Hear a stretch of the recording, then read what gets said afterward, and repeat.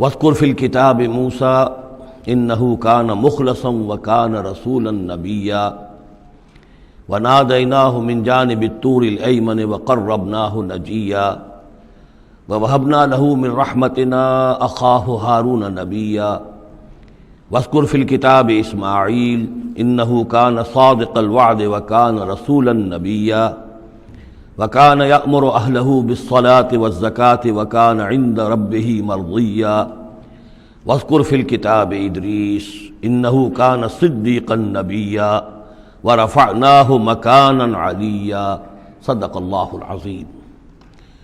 رب اشرح لی صدری ویسر لی امری واحلل عقدۃ من لسانی یفقہوا قولی۔ اللہم ربنا الہمنا رشدنا واعذنا من شرور انفسنا، اللہم ارنا الحق حقا وارزقنا اتباعہ وارنا الباطل باطلا وارزقنا اجتنابہ، اللہم ربنا آنس وحشتنا فی قبورنا وارحمنا بالقرآن العظیم، اللہم اجعلہ لنا اماما ونورا وہدا ورحمہ، اللہم ذکرنا منہ ما نسینا وعلمنا منہ ما جہلنا وارزقنا تلاوتہ آناء اللیل وآناء النہار واجعلہ لنا حجتا یا رب العالمین آمین۔ کل ہم نے سورہ مریم کا آغاز کر لیا تھا اور تقریباً نصف کا ہم ترجمہ کر چکے ہیں،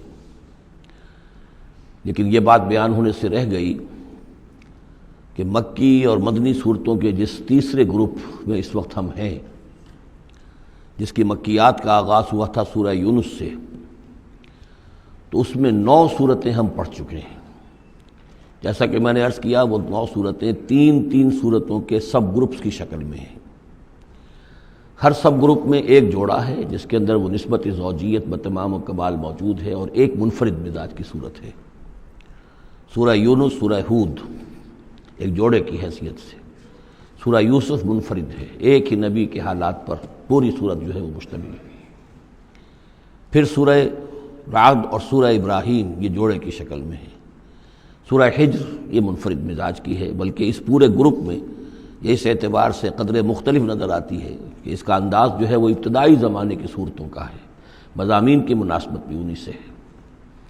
چھوٹی چھوٹی آیتیں ہیں، ردم جو ہے وہ بہت تیز ہے، صوتی آہنگ بہت نمایاں ہے، ڈیوائن میوزک جو ہے، جو ملکوتی غنا ہے، وہ اس میں بہت نمایاں ہے۔ پھر 3 صورتیں، سورہ نحل سب سے بڑی ہے اس سب گروپ میں، یہ منفرد مزاج کی ہے، لیکن اس کے بعد سورہ بنی اسرائیل اور سورہ کہف یہ ایک نہایت حسین و جمیل جوڑا ہے۔ اب پھر 3 صورتیں جو آ رہی ہیں، سورہ مریم، پھر سورہ طٰہٰ، سورہ انبیاء۔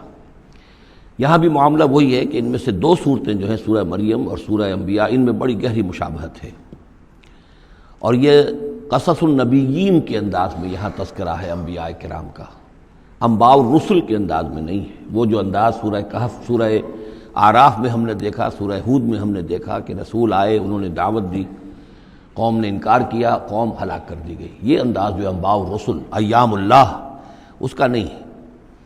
لیکن یہ کہ ایک جو ہے اس سب گروپ میں منفرد صورت ہے، اور وہ ہے سورہ طٰہٰ۔ یہ اس اعتبار سے کہ تقریباً پوری ایک ہی رسول کے حالات پر مشتمل ہے، حضرت موسیٰ علیہ السلام۔ 8 میں سے 5 رکوع مسلسل جو ہیں وہ حضرت موسیٰ علیہ السلام کے حالات پر ہیں، اور ان کی ایک نسبت جو معنوی قائم ہو جاتی ہے اس سورہ مبارکہ کی سورہ یوسف کے ساتھ، وہ یہ ہے کہ تاریخی اعتبار سے ہمیں معلوم ہے کہ حضرت یوسف علیہ السلام کے زمانے میں بنی اسرائیل مصر میں جا کر آباد ہوئے، اور حضرت موسیٰ علیہ السلام کے ذریعے سے اللہ تعالیٰ نے انہیں پھر جو مصر میں فرعونیوں نے انہیں جو اپنا غلام بنا لیا تھا، اس غلامی سے نجات دلائی، اور وہ واپس مصر سے نکل کر پھر اپنے آبائی وطن جو ہے سمجھیے جو حضرت ابراہیم کا مسکن تھا، یعنی فلسطین کی طرف روانہ ہوئے۔ تو ان میں بھی ایک نسبت قائم تو ہو جاتی ہے، لیکن وہ فاصلے سے ہے۔ سورہ مریم میں اور سورہ انبیاء میں آپ کو قصص النبیین کے انداز کا بات ملے گی، تو یہ آپ جب ہم پڑھیں گے تو بات نمایاں ہو جائے گی۔ سورہ مریم میں ہم نے اب تک جو پڑھا ہے، سب سے پہلے حضرت زکریا، حضرت یحییٰ کا تذکرہ ہوا پہلے رکوع میں۔ دوسرا رکوع بہت طویل ہے، اس میں حضرت مریم اور حضرت عیسیٰ کا سلام علیہم ان کا تذکرہ ہوا ہے۔ تیسرے رکوع میں پھر حضرت ابراہیم علیہ السلام کا، اور ان کے ساتھ ہی پھر حضرت اسحاق اور حضرت یعقوب کا تذکرہ ہوا ہے۔ حضرت ابراہیم کے بارے میں کہا گیا کہ انہ کان صدیقا نبیّا۔ اب یہ ایک نئی ترکیب ہے کہ جو پہلی مرتبہ قرآن مجید میں آئی ہے، اور میں نے اسی لیے آج جو ہے کئی آیات تلاوت کی ہیں اگلے رکوع کی، کہ آپ یہ دیکھ سکیں کہ دو کے بارے میں آ رہا ہے رسولا نبیّا۔ حضرت اسماعیل اور حضرت موسیٰ علیہ السلام رسولا نبیّا، انہ کان رسولا نبیّا، اور دو ہی کے بارے میں آیا انہ کان صدیقا نبیّا، یعنی حضرت ابراہیم علیہ السلام اور حضرت ادریس علیہ السلام۔ تو اس میں فرق کیا ہے؟ ظاہر بات ہے کہ الفاظ مختلف ہیں، ترکیب مختلف ہے، تو یقیناً ان کا مفہوم جدا ہے، اگرچہ بہت ہی میرے علم کی حد تک کسی نے اس پر توجہ نہیں کی ہے، بلکہ ایک بہت بڑے عالم تھے جو مفسر قرآن بھی ہیں، ان سے جب میں نے تذکرہ کیا تو ان کا کہ کیا واقعی ایسا ہے؟ یعنی یہ کہ وہ تفسیر بھی لکھ چکے تھے لیکن انہوں نے توجہ نہیں کی۔ ہوتا یہ ہے کہ آدمی جب گزر جاتا ہے تیزی کے ساتھ، اگر کسی چیز کی توجہ نہیں ہوتی، کیا واقعی ایسا ہے کہ دو کے بارے میں ہے رسول النبی اور دو کے بارے میں ہے صدیق النبی؟ تو میں نے ان سے سوال کیا تھا کہ اس میں پھر کیا فرق ہے؟ اس کے لیے میں چاہتا ہوں کہ جو جس حد تک کہ مجھ پر وہ بات اللہ تعالیٰ نے منکشف فرمائی ہے وہ آپ پر بھی میں آپ کے ساتھ بھی شیئر کروں، کہ یہ جو ہم پڑھ چکے ہیں، ایک تو سورہ فاتحہ میں اہدنا الصراط المستقیم صراط الذین انعمت علیہم، راستہ ان کا ہمیں دکھا اور ان کے راستے پر چلا جن پر تیرا انعام ہوا۔ اس کی وضاحت سورہ نساء میں آئی، وَمَن يُطِعِ اللَّهَ وَالرَّسُولَ فَأُولَٰئِكَ مَعَ الَّذِينَ أَنْعَمَ اللَّهُ عَلَيْهِم مِّنَ النَّبِيِّينَ وَالصِّدِّيقِينَ وَالشُّهَدَاءِ وَالصَّالِحِينَ وَحَسُنَ أُولَٰئِكَ رَفِیقًا۔ یہ منعم علیہم جو ہیں، جن پر اللہ تعالیٰ کا انعام ہوا ہے، یہ جو جماعت ہے منعم علیہم کی، اس کے 4 درجات ہیں۔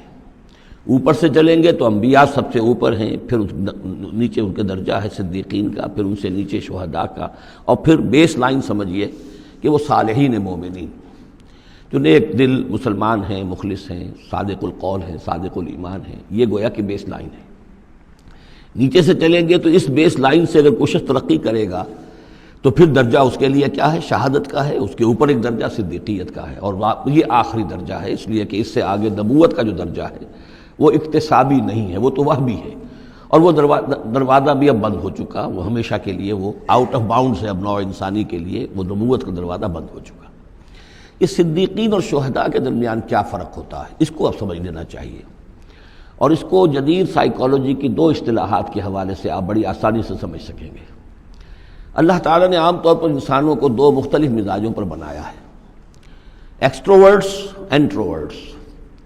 کچھ لوگ ہوتے ہیں کہ جو باہر کی دنیا سے انہیں زیادہ دلچسپی ہوتی ہے، کچھ کھیل کود میں، سیر میں، باغ، یہ وہ، باہر کی دنیا سے ملنا جلنا، لوگوں سے ملیں گے، وہ پبلک میں ہوں گے، مجلس میں ہوں گے تو زیادہ چہکیں گے، زیادہ خوش ہوں گے۔ کچھ لوگ برعکس مزاج کے ہوتے ہیں، وہ درومبی قسم کے لوگ ہوتے ہیں، انٹروورٹس۔ وہ اپنے خیالات ہی میں مگن رہتے ہیں، غور و فکر کرتے ہیں، سوچ بچار کرتے ہیں، انہیں تنہائی زیادہ پسند ہوتی ہے، تنہائی میں وہ زیادہ خوش رہتے ہیں۔ تو یہ ایکسٹروورٹس اور انٹروورٹس 2 مزاج ہیں بنیادی طور پر، اللہ تعالیٰ نے بنائے ہیں مختلف مزاج جو ہیں۔ اور ایک ہوتی ہے تیسری ایک کیفیت کہ جس میں یہ دونوں چیزیں بڑے توازن کے ساتھ ہو، ایمبیورٹ۔ یہ بہت شاذ ہوتا ہے، بہت شاذ ہوتا ہے، بہت کم لوگ ہوتے ہیں دنیا میں کہ جو واقعتاً اس میں توازن قائم کر سکیں، یا ادھر کا رجحان ہوگا یا ادھر کا رجحان ہوگا۔ تو جو یہ انٹروورٹس ہوتے ہیں، جو غور و فکر کرتے رہتے ہیں، ان کے اندر جو ہے وہ یوں سمجھیے کہ فطرت کی جو اصل حقائق ہیں وہ کچھ زیادہ محفوظ رہتے ہیں ان کے غور و فکر کی وجہ سے۔ پھر وہ کائنات کے بارے میں بھی سوچتے ہیں، تو اس کائنات کی تمام آیات الہیہ بھی گویا کہ ان سے ہم کلام ہوتی ہیں، اشارے کرتی ہیں۔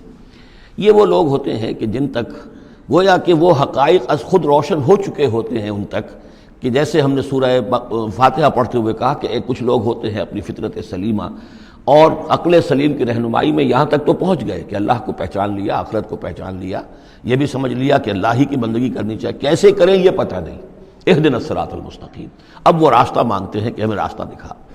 یہ صدیقین ہوتے ہیں، اور ان کی شان یہ ہوتی ہے کہ جیسے ہی کسی نبی کی دعوت ان کے کان میں آتی ہے وہ ایسے لپک کر قبول کرتے ہیں کہ گویا کہ منتظر بیٹھے تھے، جیسے کوئی شخص وضو کر کے بیٹھا ہوا کہ بس اذان کی آواز آئے اور میں چلوں، اتنا ہی ہوتا ہے۔ اسی لیے حضور نے فرمایا ابو بکر رضی اللہ تعالیٰ عنہ کے بارے میں کہ میں نے جس کے سامنے بھی ایمان کی دعوت پیش کی اس نے کچھ نہ کچھ توقف ضرور کیا سوائے ابو بکر کے، ایک لحظے کا توقف نہیں کیا، گویا کہ وہ تو تیار بیٹھے ہوئے تھے۔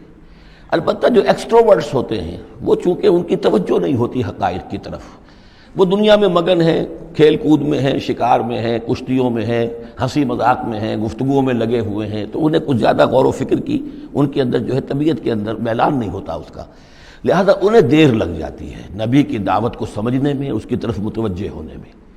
لیکن یہ ہے کہ جب ان کا توجہ ہو جاتی ہے، ہوتی بھی عام طور پہ جذباتی انداز میں ہوتی ہے، لیکن جب ان کی توجہ ہو جائے جذباتی انداز میں، تو پھر یہ ہے کہ وہ چونکہ ہوتے ہیں ایکٹیو زیادہ ہوتے ہیں، لہذا وہ اپنی فعالیت کی وجہ سے آگے نکل جاتے ہیں، بظاہر وہ صدیقین سے آگے نکل جائیں گے فعالیت کی وجہ سے، اس لیے کہ وہ فعال زیادہ ہے۔ اب اس کی مثال حضرت عمر ہے، حضرت حمزہ ہے رضی اللہ تعالی عنہما۔ 6 سال لگ گئے۔ حضرت عمر کے بارے میں تو آپ کہہ سکتے ہیں کہ سب کوئی گھرانہ مختلف تھا، وہ بنو عدی میں سے تھے، حضور بنو ہاشم میں سے تھے، لیکن حضرت حمزہ کو کیوں دیر لگ گئی؟ 6 سال۔ سگے چچا ہیں، دودھ شریک بھائی ہیں، ساتھ کے کھیلے ہم جولی ہیں، نہایت محبت کرنے والے حضور سے، اور اسی کیفیت کے اندر وہ ایمان لائے ہیں کہ ایک روز آئے باہر سے، شکار کھیل کر آ رہے تھے، کئی دن باہر رہے تھے، واپس آئے تو ابھی گھر میں داخل نہیں ہوئے تھے، لونڈی نے کہا کہ آج تو ابو جہل نے بڑی گستاخی کی ہے آپ کے بھتیجے کے ساتھ، اور بس یہ سنتے ہی آگ بگولا ہو کر گئے ہیں، کمان جا کے ماری ابو جہل کے سر میں کہ تم نے یہ کیا ہے، اور اسی وقت کا اچھا میں اس پر ایمان لایا، آؤ کرو مقابلہ تم۔ یہ ان کے ایمان کا معاملہ ہے۔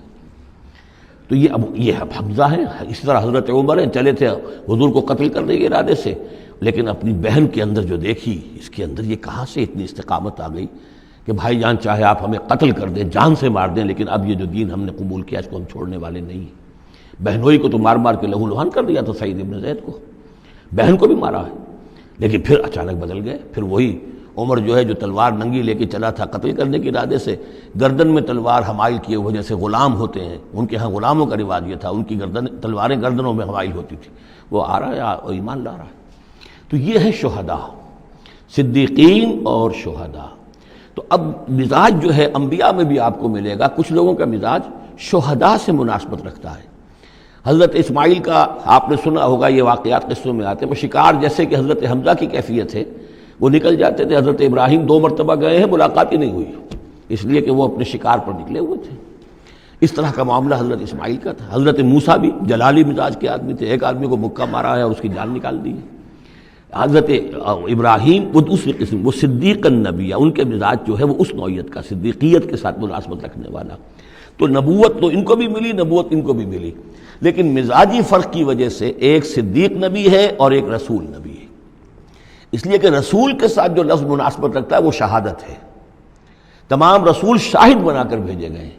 یہ جو کار رسالت ہے، تبلیغ اور اتمام حجت، اس کے اندر تو عمل کا پہلو زیادہ ہے، اور اس میں پھر شہداء زیادہ نمایاں ہوتے ہیں۔ تو رسولوں کے لیے تو ہے ہی یہ، یا ایھا النبی انا ارسلناک شاہدا ومبشرا ونذیرا وداعیا الی اللہ باذنہ وسراجا منیرا، اور جیسے کہ ہم نے پڑھا وکیف اذا جئنا من کل امۃ بشہید، تو رسولوں کے ساتھ مناسبت لفظ کی جو ہے وہ شہادت کی ہے۔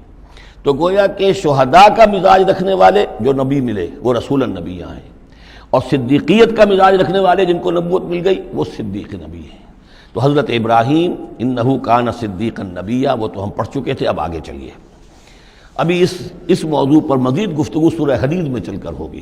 اولئک ھم الصدیقون والشہداء عند ربہم، اس کے جو دوسرے رکوع کے آخر میں یہ آیت آئی ہے، تو وہاں جا کر انشاءاللہ اس کے سلسلے میں مزید کچھ گفتگو ہوگی۔